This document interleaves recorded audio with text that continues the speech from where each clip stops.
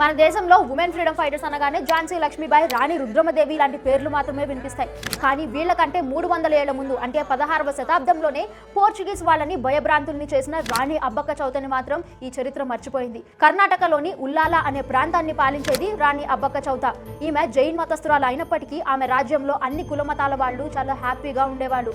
అదే టైంలో పోర్చుగీస్ వారి కళ్ళు ఆ రాజ్యం మీద పడ్డాయి. ఎలాగైనా రాజ్యాన్ని ఆక్రమించుకోవాలని ప్రయత్నించారు. కానీ వాళ్ళ ప్రయత్నాలన్నీ విఫలం చేసింది రాణి అబ్బక్క. అప్పుడున్న కొద్దిపాటి రిసోర్సెస్ లోనే కొబ్బరికాయలో గన్ పౌడర్ ని పెట్టి బాంబులా తయారు చేసి పోర్చుగీస్ వాళ్ళ మీద దాడి చేసేది రాణి అబ్బక్క. అంతేకాదు కట్టుకున్న భర్త కూడా మోసం చేసి పోర్చుగీస్ వాళ్ళతో కలిసి ఆమెని జైలు పాలు చేశాడు. అయినా ఆమె తిరుగుబాటు ఆపలేదు. తిరుగుబాటు చేస్తూనే ఆమె వీరమరణం చెందారు. ఈమెని అభయరాణి అని కూడా పిలుస్తారు.